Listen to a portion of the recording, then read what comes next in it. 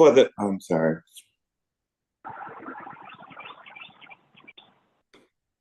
For the sake of time, why don't we just get started, and the chairman will take over once he joins in. Why don't we take a moment of silence?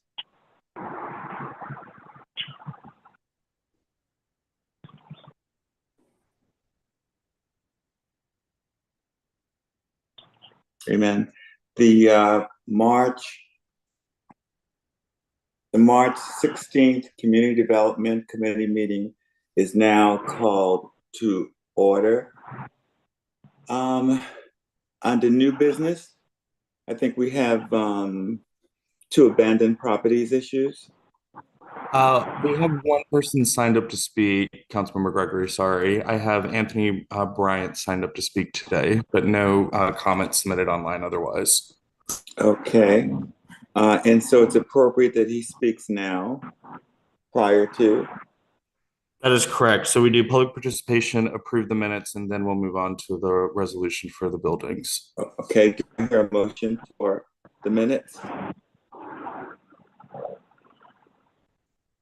Do I hear a motion for approval of the minutes? So moved. Second. Moved and properly second. All in favor say aye. Aye. Aye. The ayes have it.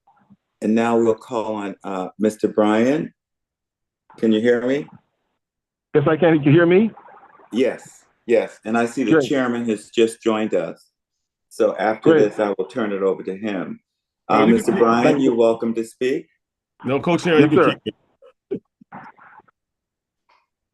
Great. Okay, well, I'm calling to talk about the new business in terms of the abandoned properties overall, the comprehensive plan. Can you hear me? Yes. Okay, great. So I'm here to talk about that. First of all, I was at Charleston County Council meeting in terms of the overlay districts of Mount Pleasant in the city of Charleston, in terms of all the properties that are abandoned within the county and the municipalities. And in the past, by serving the Board of Zoning Appeals, I've noticed a lot of these properties has been converted over to general business in certain areas and without ingress and egress, and many using the variance process as a process to increase capacity for residential property for commercial use, i.e. Cortland Avenue, Others Avenue, area in Garden Hill. And we definitely made a serious comment on that. Garden Hill needs to be recognized because Garden Hill has been a part of a lot of the census tract data that went back to the 1970s for enterprise zones and other federal appropriations, even the brownfields. We want to make sure the community development keeps a close eye in terms of these neighborhoods and in terms of their needs and concerns. Garden Hill, unlike Rosemont, North Central, and others, do not have a designated neighborhood association.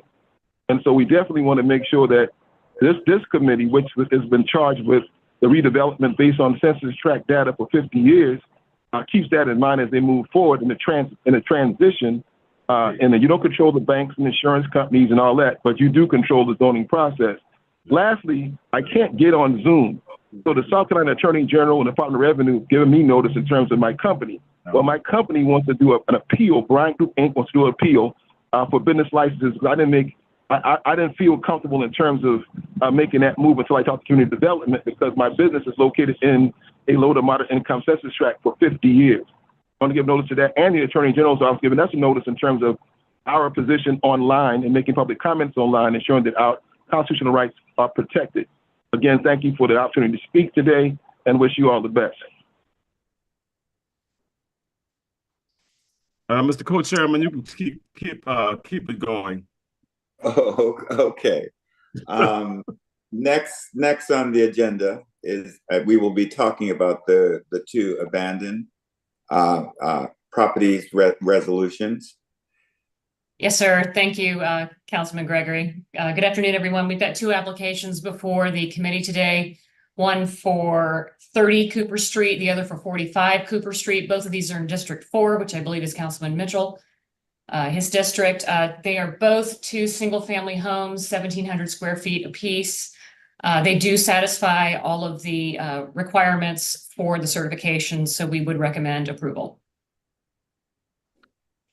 I just had one question. Yes, sir. and reading through it, it appears as though it was, and I don't have it before me now. They were purchased in October 22. Yes, sir, I believe so. And what was the purchase price and who were the owners? The owners are Sweetgrass Capital Partners. Yeah. Who are they? I do not know who they are. Okay. They've got Board and Batten Preservation representing them, and they are the ones that submitted the applications. I do not have the actual purchase price on this. All I have is the actual cost of rehabilitation, but I can certainly get that for you. Okay. It would just be interesting to see. Thank you. Absolutely. Before we vote, well, I guess we can vote on this, but I have a comment, if I may, Mr. Chairman, after the vote. We can let's get the motion and then during the discussion, because what you may have to say might affect the vote. Sure, fair enough. Okay. Okay. I'd make a motion to approve. Is there a second? Second. It's been moved and properly seconded. Any discussion?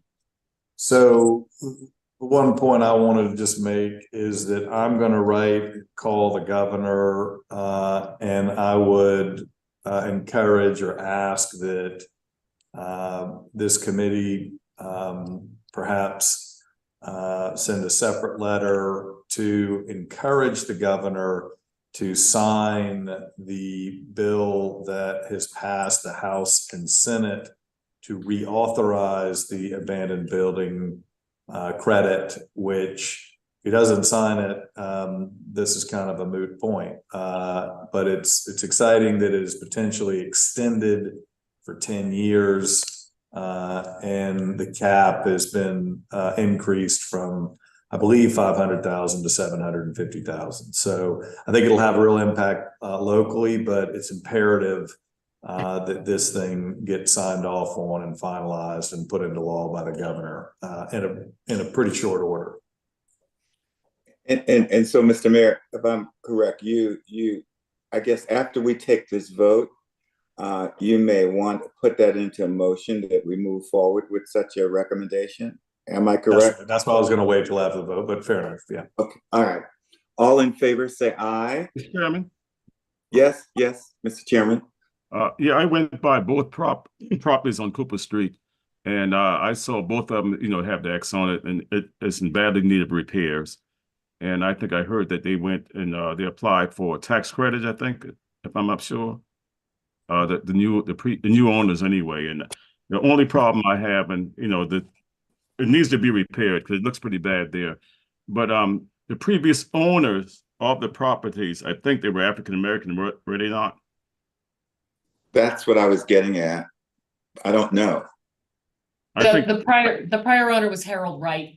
Yeah, it was, and I think they just let it went under on the properties, and I just hate to see that happen. But the properties are going down. One of them is right next door to the Deborah Anderson shop. One house is right next to that, and then the other one is right across the street on the opposite side. And that whole area have been changed, but I just hate to see them lose the property like they did. But I didn't have any nothing I could do about that at the time because I didn't know anything about it when they were losing the property. That they went away and abandoned the property. But the properties need to be repaired, and it's a lot of work need to be done on both of those properties. A lot of work, and I just hate to see it happen that way. That we are losing so many properties in African American business, so to speak. But it is what it is right now. So, was it a foreclosure or was it? I don't know. I really don't know exactly what. If they walked away from it, I don't know if it was tax. I don't know exactly what's the background of it. But I know that the property is there, and I know they was owned by them at one time. And I used to go through there years ago. That's the way it was on Cooper Street. So I don't know what happened. That they lost the property or just walked away from the property. I don't know. All I know is the new owners have purchased those properties and they went for a tax credit on it and to repair the property. And I know it's going to take a lot to repair it, a whole lot to repair it. I went by on yesterday and walked at both properties, and I know it's going to be a lot of money involved in repairing it.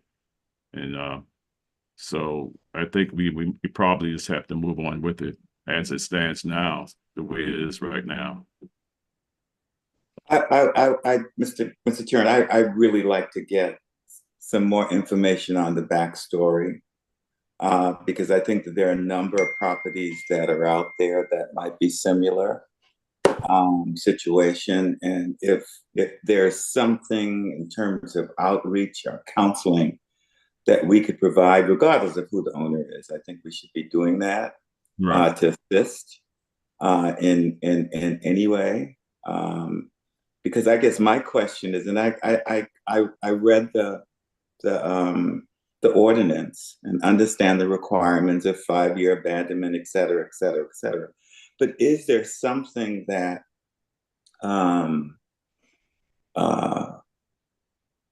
something that could have been done, depending upon the circumstances, that might have provided an opportunity to hold on to that property? Does anybody know of any way that that could have been done?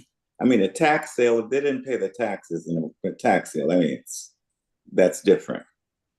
Councilmember Gregory, we do offer what we call a rental rehabilitation program for those property owners who are not living in structures that they own. And often if we cannot provide enough funding to assist them with the redevelopment, then we link them with local community development finance institutes who have loans, typically loans, some small grants sometimes, to provide them both technical assistance and funding to assist them with that rehabilitation that they can then turn into a rental property which they can derive funding from. So there is that opportunity under the rental rehabilitation program. And again, if the funding that we provide, which is from $20,000 to $30,000 per unit, we can link them with the Cindy, the Climb Fund, and or the South Carolina Community Loan Fund, which we've done in the past, that they provide both the technical assistance as well as the funding to help revitalize properties such as that. Okay, and was there such a discussion with this particular owner? There was not. Okay. Not with us. There was not. Okay. Okay. And again, I just somehow we have to try to at least provide folks with information. I mean, regardless of who they are, but that kind of information is readily available in some form or fashion, maybe through the Urban League, through their housing counseling, or even where did you work before, Mitch? What was the name? Didn't you guys do housing counseling? Yeah, I did. I was the hard approved housing counselor for 33 years, doing the same thing, giving people information and helping them to save their homes and giving them information where they could go. For 33 years, I was doing that. But the stand on this Cooper Street project, I don't know if the individuals who had owned it previous, and this was, like I said, 5 years ago, and if the families died out, I don't know. But I heard someone was telling me that who had owned it, but the families, I think they died out on some of the properties and just left it, so I really don't know all the background on it. I was asking some people in the community about it, and that's how I found that little information, but it was 5 years ago, but no one ever came to me pertaining to those properties all the time. And so that's why I wasn't aware of it. I know it was abandoned a long time, but I wasn't aware of it, of what happened to them actually. Okay. Does the law does not appear to require any kind of outreach, if I'm not mistaken, at least the way I read it, at all. But I'm sure that the owners are contacted at some point, letting them know that the building's abandoned, et cetera, et cetera, et cetera. And maybe as we move forward, Mr. Mayor, extending, perhaps we should look into amending so that there is some kind of outreach to the owners allowing them to clearly understand what might be available to assist them in either rehabbing the property at a minimum or keeping the property. Oh, I think the most impactful thing to do, I mean, we're just basically, I mean, correct me if I'm wrong, Julie, but we're just following state statute requirements for the language to certify that it has been abandoned. I think from Gianna's office and perhaps planning, I think you make a good point, Councilman Gregory, that, I think we have a decent inventory of properties that have been or are considered abandoned. And it might, to your point, make sense to proactively reach out to whoever is last been on those deeds to let them know of this particular program, because you mentioned, as Councilman Mitchell pointed out, all the various programs, and Ms. Johnson pointed out how they can help, but this is a very valuable resource that doesn't have to be used by people that come in and buy properties. It can be used by current property owners to rehabilitate their homes or family properties. And it's probably one of, if not the most valuable one for properties that have been unutilized for at least a year.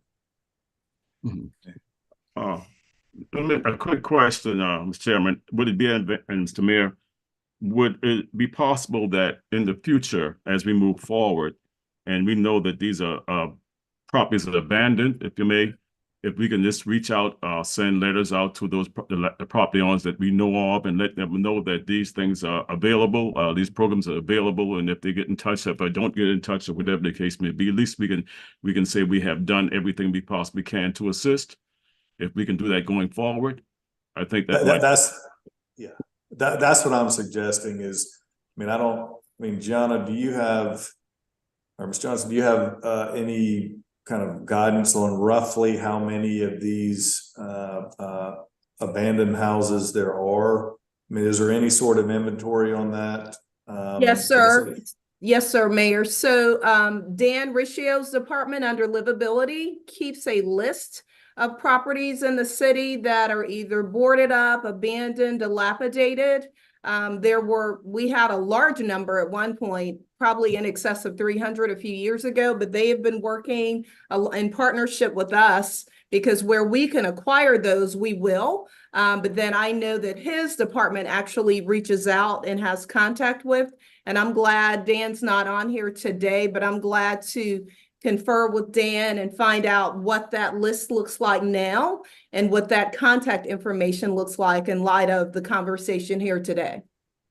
So in light of this, I'll make a motion, Mr. Chairman, once we take this vote, because we should let this hold up this effort, but to do just that, as well as my recommended letter to continue this program and getting the governor to sign. Do I hear a second? A second. Moved and properly seconded. Any discussion? All in favor say aye. Aye. Aye. The ayes have it. And so then before we move on, Mr. Chairman, if I may, I'd like to make a motion that we have, Julia, if you would perhaps put this together, a simple letter of support from this committee to the governor to encourage him to sign into law the extension and amended version of the abandoned building credits.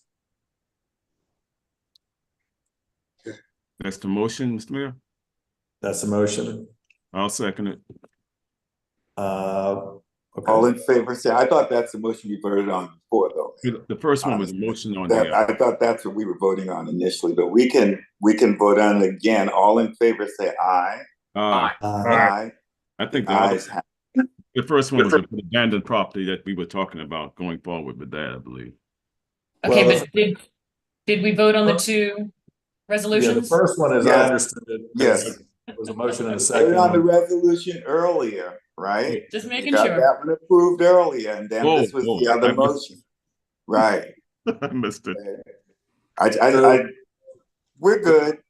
The final motion I'd like to make based on our conversation is that we would instruct Dan Riccio and or Gianna's office to reach out proactively to the list of properties that we have on file that we know are abandoned, and let them know of this program and any others they deem appropriate that might be able to assist them in upfitting their house and holding on to their homes.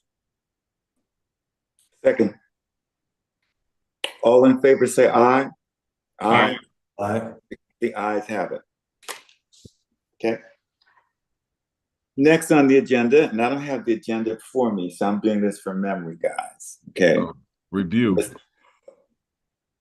The next one is what, Mr. Chairman? Is review and approval of the budget for the 2020. Oh, that's right. The community development budget, the HOPWA budget, and the home budget. And community And the development. CDBG budget. And the Yes, sir. CDBG budget, yes. So chairmans and members of the CD committee, I wanted to just share with you, we sent out an initial chart of information relative to the budget. And we received from HUD, I think Tuesday of this week, the final budget that was approved by HUD for the 2024-2025 program year is how we structure these based on HUD's guidance.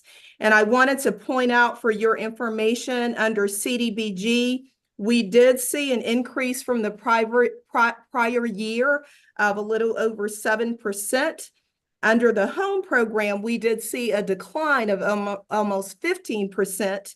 And then finally, under HOTWA, a slight increase of 0.60%. So under most of the programs, we saw an increase except under our home program. And so what we represented to you in the budget that I forwarded to you yesterday was a reallocation under some of the line items based on those increases in the dollars. Primarily, those went to where allowed and allocable to our program administration line item, which continues to support some of the staff members in the department. And then we were able, in many instances, to reach the requirements or the requests from the nonprofit organizations that submitted applications back in January of this year. And so I am glad to answer any questions as it relates to the budget line items, but we have a balanced budget that we are presenting for you today under each one of the programs, which is your Community Development Block Grant Program, Home Investment Partnership Program, and Housing Opportunities for Persons with AIDS funding program. Thank you. Just a quick question, Mr. Sure. Chairman. Yes. If I may, I know that under most of these programs, we can use what, 10%, 15% for administrator? Am I correct? Right. Yes. And does that also goes towards supporting staff? Yes, sir. Okay. Do we go beyond the 10 to 15% to support staff? So the city of Charleston, of course, supports a number of my staff members here in the department. So there are approximately 3 staff members that are supported by grants. The balance of the department are supported through the general fund dollars. I think you know where I'm going with this, because it was my understanding, okay, that we were going to continue to move forward to making sure that we use the grant money on grants, and that the city at some point would be taking care of the staffing that costs, which may be over and above the 10%. Are we still considering that? We are, and I think each year BFRC's plan has been to transition 1 or 2 team members each year. And if you recall, Councilmember Gregory, we had a few more members than 3 on the grants at one point. So right now, BFRC each year has transitioned 1 or more team members from the grants themselves onto the general fund. So they're staying true to that commitment. Okay, and so what do we have? A couple more years to go? Yes, sir. Okay, thanks for that info. Can I ask a question? Is there, so just for clarification, Sure. Prior year funding would be in 23. This is showing the increase, the middle column here would be showing the increase that, or what we anticipated the funding to be and what was allocated previously. And then once now that we have the final number, this is what you are proposing in the far column. Yes, sir. Is that accurate? That's correct. Okay. You know, I apologize. I haven't been able to review this. I mean, you gave it to me, I think, when we met Gianna the other day. Right.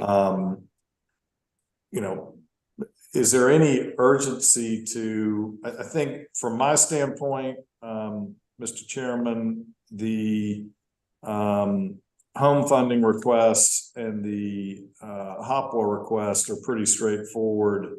The block grant, I'd like to look at in a little bit more detail before we approve it. So I'm going to make a motion that we split up the 3 and vote on them separately, if I may. Sure. And consider them separately, so we can potentially have a little bit more time to look at, if the committee decides, the CDBG funding. Okay, and that's not a problem at all. That's a motion. Do I hear a second motion and the motion is to separate them out, home and HOPWA together, and then CDBG by itself. Am I correct, Mr. Mayor? Yes. Okay. All in favor say aye. Aye. Aye. Okay. On the CDBG, however, oh, I'm sorry. There's a McBride, you had a question? Yeah, I just want to question the mayor, and you know, because you know, we have the committee that goes through this budget when we receive it, and we need to not kind of knock them, if you may, and let them know what we are doing, because you know, they take their time out and come under this committee. I think it's a couple of community members that's a part of this, and former Councilman Lewis is a part of that committee, and I'm a part of the committee also. When we went through the line items, and with the presentation coming from each one of these organizations, so we need to just look at that also, because we don't want to knock them and have them to drop off. You know what I'm saying? You know, yeah, so I respect that. I'm not trying to be difficult. I'm really not. I just, some of this is a little, you know, I appreciate your patience. I'm just trying to get educated on some of it, and you know, just want an opportunity to be able to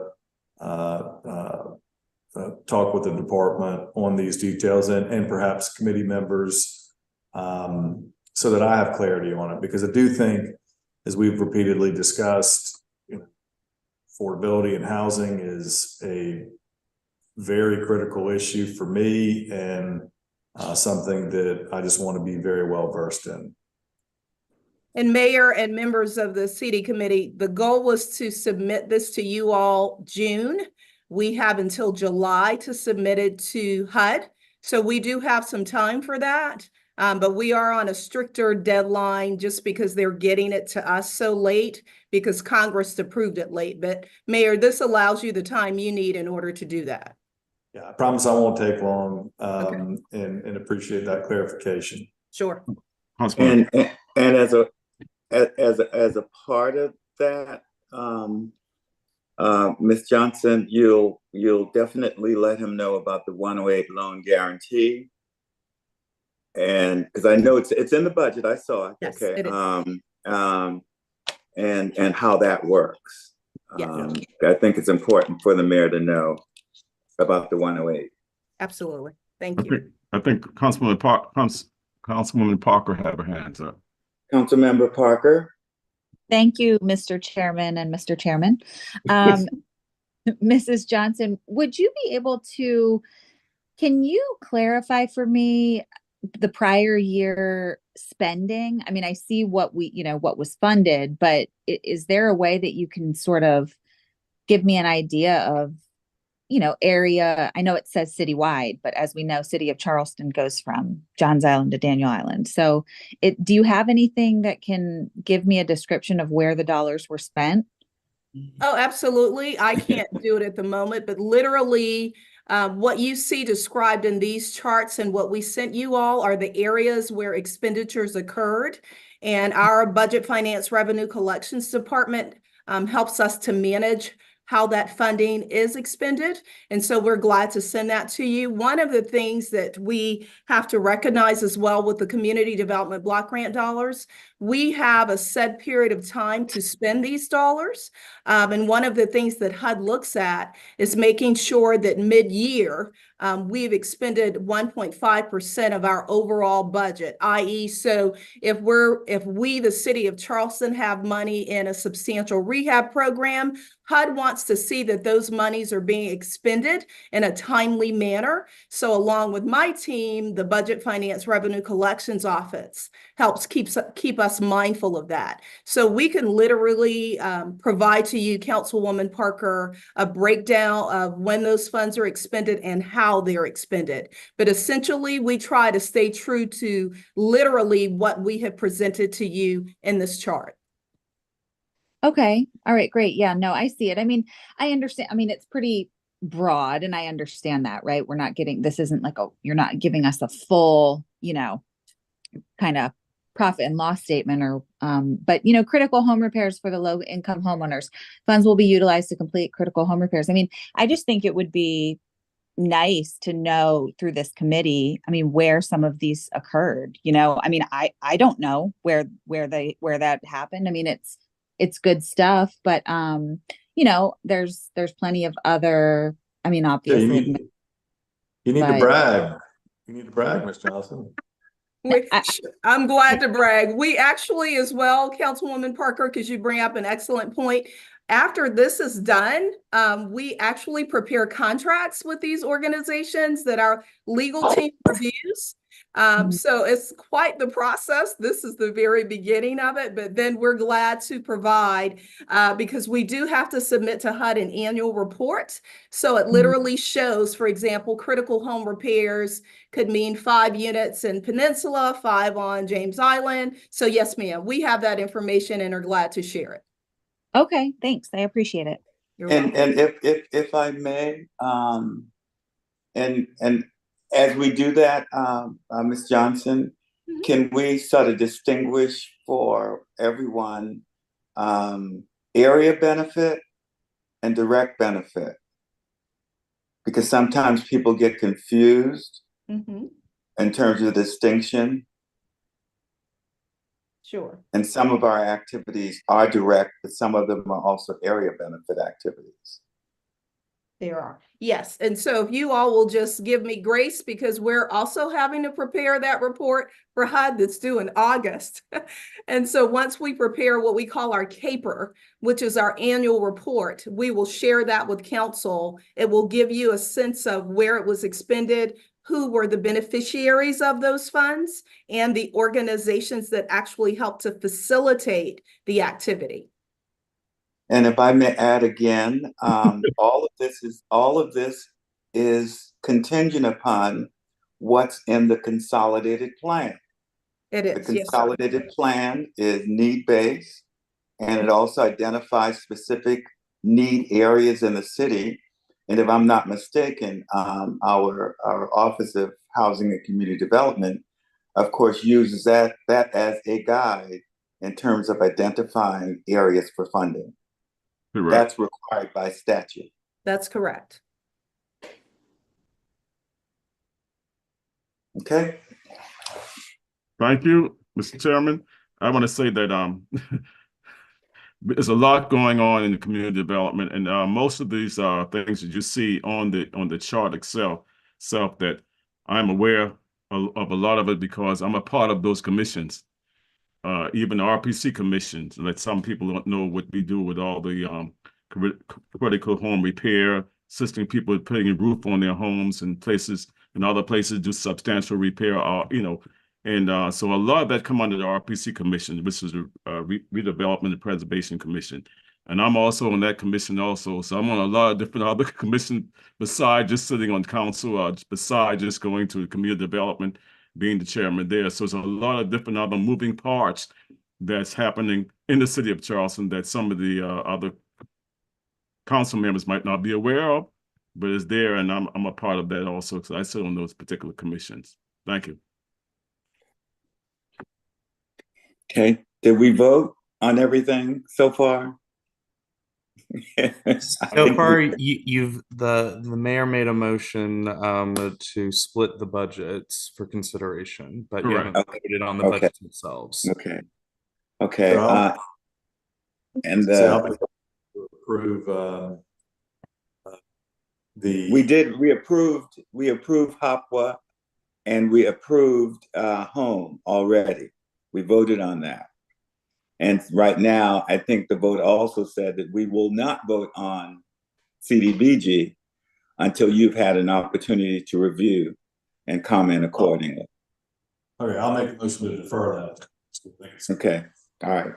Do I hear a second for defer? I second. All in favor say aye. Aye. Aye. The ayes have it. Mr. Chairman, I think Councilwoman Parker has her hand up. Yes. Councilmember Parker? I'm so sorry. There you go. Okay. Now, I think next on the agenda was a review of the strategy, housing strategy. It is. And that's with you, Ms. Johnson. Thank you. Yes. Director is enough. I'll say that other for you all. So yes, sir. Chairman Mitchell, Vice Chair Gregory, Mayor, and other council members on the call want to share with you an exciting opportunity we have with Bloomberg Associates.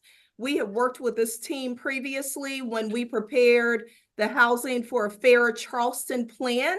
What we are proposing with this team is to look more strategically at our numbers and a specific goal around the creation and preservation of affordable and workforce housing, as well as making sure along with that, we have a regional approach to how we do the work that we do.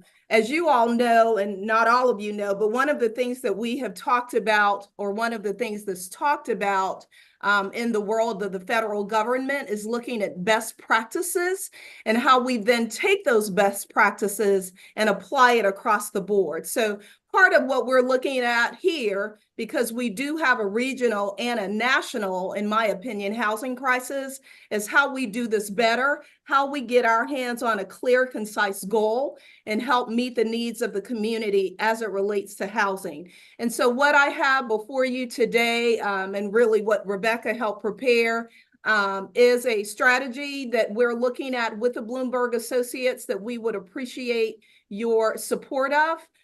We also have those individuals on the call with us today if we are unable to answer the questions that you might have.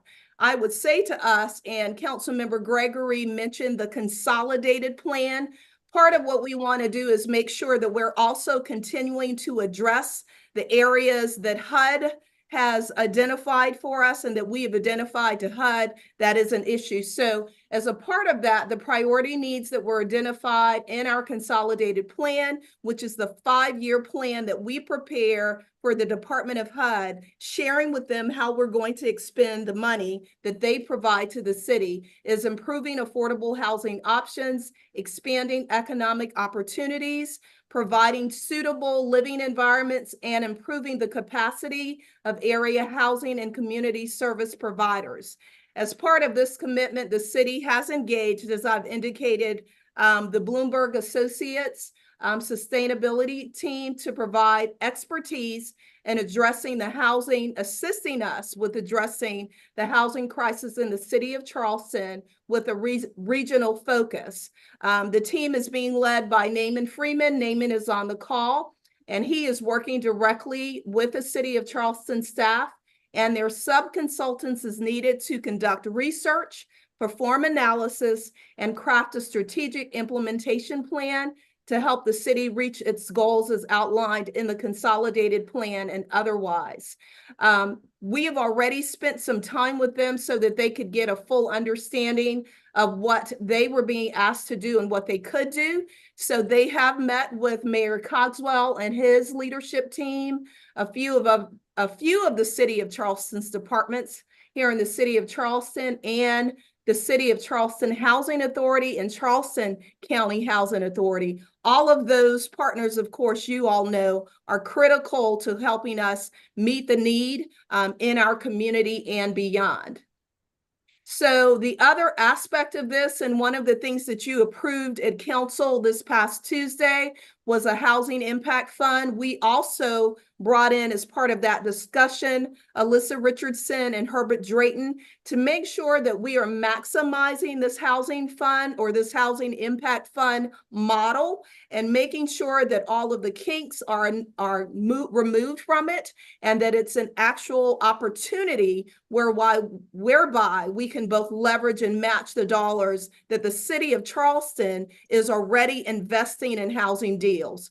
And I would remind you that oftentimes, not only are we investing our land, although we do get that back, we are also investing actual cash in the development of affordable housing. So the city's investment is substantial, but we will need more of it. And those numbers, the numbers that these gentlemen and lady help us to identify, will give you a good sense of this is what the city's invested. This is what's needed in order to meet a larger goal. Next one, Rebecca. So the engagement, once approved, will span 3 overlapping phases to include research and analysis to create what they're referring to as a housing roadmap. And with that, Rebecca, will you finish the presentation, I think, as we planned? Is she there? I apologize. I could not come off mute.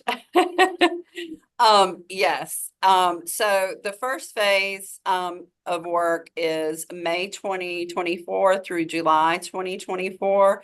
As Gianna said, some of this has already occurred. The discovery phase, we've provided Bloomberg with a variety of documents that they have reviewed, and would continue to expand on that document review. Also during this phase, they will assess needs and priorities and will come to a consensus on the major housing gaps, as well as do goal setting, which will be SMART goals with quantitative targets. Also, further interviews as necessary with city staff and partner organizations or other stakeholders. Phase 2, that will span June to September of this year. They'll review our existing programs and impact to determine where new programs may be needed to reach our housing goals, as well as do precedent research, best practices from other municipalities, programs and policies, anything that we can use here in the city of Charleston, and then also assess any cost estimate and resources via the programs and address gaps in achieving those goals. The final phase, phase 3, August through December of this year. This is when we'll draft the recommendations for program and policy changes, as well as any budget requests or allocations. And then budget advocacy, understanding the opportunities and limitations for additional resources and upcoming budget cycles. Then we'll have also stakeholder engagement and draft those recommendations. Then we'll move on to budget approval. as needed for support from city staff or elected officials. And then the final product, a final housing roadmap document. So that is the 3 phases, and any questions or things we can answer.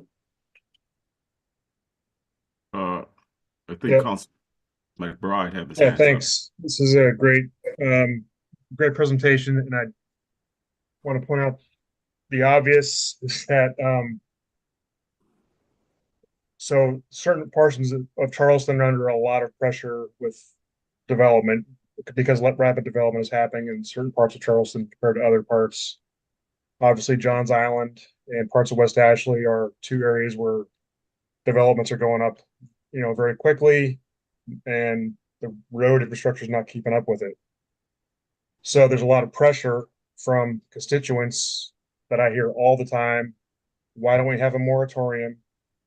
And this is to me, one of the biggest reasons why is because if you impose a moratorium or any kind of limitation on developments, it increases the average costs of housing, which forces out or crowds out workforce housing. So people like firefighters, teachers, etc., can't find a place to live. It's already getting hard, which I think is part of the reason you guys are addressing this.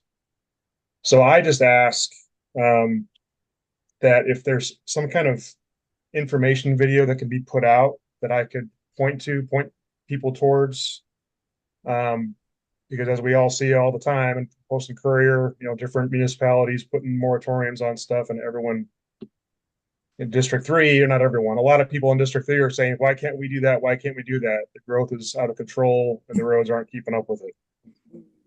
So an information video or something would be very helpful for me to point people to, rather than just not answering the question or looking like we're not answering the question. So again, just to rephrase, I recognize that workforce housing is one of the biggest reasons why there needs to be, continued developments in certain parts of Charleston, because if we stop that, then the prices of housing goes up significantly. So hope that makes sense. It does, Councilmember McBride. And I would just add, there are a number of assessments that have been done by state housing, by Charleston County. I think theirs is probably the more recent. And we have done several as well in the city of Charleston with Robert's team having the comprehensive plan approved in 2022. So we have evidence of the need right now. And so we're glad to summarize from those documents what that looks like for you, which would be evidence, if you will, relative to that need that would hopefully garner further understanding for those individuals relative to why a moratorium right now would be detrimental to housing supply. That'd be great. Anything tangible and digestible that I can point people to would be very helpful. Mr. Chairman, I would also suggest, and I can't remember when, but it's been pretty recent, a discussion regarding a moratorium in the city of Charleston. I would highly recommend that you ask Clerk of Council to pull those discussions for you, and it'll give you a good barometer of where we may be heading when we start talking moratoriums on construction in the city of Charleston. And I think that I can't remember. I know Ross might have been around when we talked about we'd be closing down business and who's going to do development in the city and blah, blah, blah, blah, blah. So in other words, I would strongly suggest that if you can, to pull some of those council meetings where we had extensive discussions on moratoriums, pros and cons. Okay, and I think that would all. Yeah, would be, I would love to read through that. But I'd also like to make sure the record is clear. There's massive development going in downtown Charleston on the peninsula. It's unbelievable. So it's not just Johns Island. No, it's just John's Island. It's just John's Island. Okay. Okay. I mean, if you ever get a chance to see what's going on this peninsula, it's unbelievable. Unbelievable. Just wanted to reflect that. Councilman, Mr. Chair. Okay, somebody else. Councilman Pell, I think he have his hands up, Mayor, I'll certainly defer to you if you wanted to jump in. so he can leave. Well, all I was going to say is just I was very impressed with the Bloomberg team. I think we're privileged that they are willing to do this analysis for us for if I believe it's for free completely, and it's an impressive group, and so I'm optimistic. While they are not in all likelihood going to solve our affordability issues, I think they will help us with some most recent best practices and recommendations on how best to move forward on addressing this critical issue. But I'll make a quick statement before Councilman Pell come up. The Bloomberg company was here a couple of years ago, and they left some information for us. And I had Mr. Jones, I think you probably know him, Mr. Edward Jones. He's the one that carried them around to all the schools and different places in the county, also with the Joseph Floyd's Manor, which they was given a recommendation that it need to come down, but none of those things didn't ever take place. So I think they're back here again. Maybe we might get something really done this time since they're here again. Councilman Pell. Thank you, Mr. Chairman. Housing affordability is fundamentally a economic problem. Price is dictated by supply and demand. When prices are high, you need more supply to get prices down. And you don't need to be Milton Friedman or Paul Krugman or some other economics PhD to figure that out. So you got to get more housing online. Now, where that housing goes, that's the question. And to me, that's a zoning question. And so my question for the team is whether and to what extent this effort is going to, number one, look at the city's zoning and also tap into this ongoing zoning rewrite that we have underway, because I see all of these issues as fundamentally intertwined. Yes, sir. You are absolutely correct. And part of the initial meetings were with planning. And so the goal is to look very closely at that and its impact to us, our ability to produce the level of housing needed. And so absolutely zoning is a key component of that as well. And I know we haven't signed anything, as the mayor indicated. This engagement is at no cost to the city. Yay for that. The team members are on. I don't know that they can say anything because an agreement hasn't been signed yet, but between the city and them. So we'll hold it off until they're able to meet with you all individually and maybe collectively again through the city committee. But we are looking, Councilmember Appel, at all aspects of that. Wonderful. And I'll just make one brief comment in passing. This is one of my favorite City of Charleston statistics. I think we've got somewhere between 25,000 and 30,000 full-time residents on the peninsula right now, based on the most recent census. During the Depression, 1930s, around World War II era, I believe that number was something like 70 to 80,000. The peninsula of Charleston, which is an urban center, can hold an enormous amount of people, much, much more than we have right now. So to the councilman from Johns Island, we certainly do not have to sprawl our way into affordable housing. That is not best practices, even in states that do have infrastructure under control. And unfortunately, we're not there yet in South Carolina. Hopefully we can get there one day.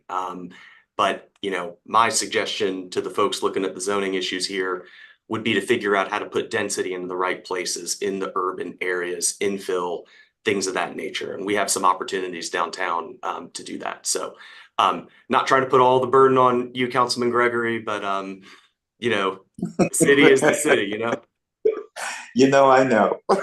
We'll figure it out. We will. Councilman Appel, I just want to make this one last comment that you make a really good point on the zoning, how that's very relevant and directly tied to affordability. we are going through this zoning rewrite, and I'll just want to let this committee know that as I get more and more involved in it, I do feel like we may need to slow that process down because there's a lot to consider between resiliency efforts and affordability efforts and where they may be in direct contrast with one another, and getting exercises like this fully vetted before we start putting pen to paper with our consultants. Not saying we absolutely have to slow it down, but I just want to, put that signal up there that may be required, in my opinion, so that we do this right, and really study the potential for unintended consequences.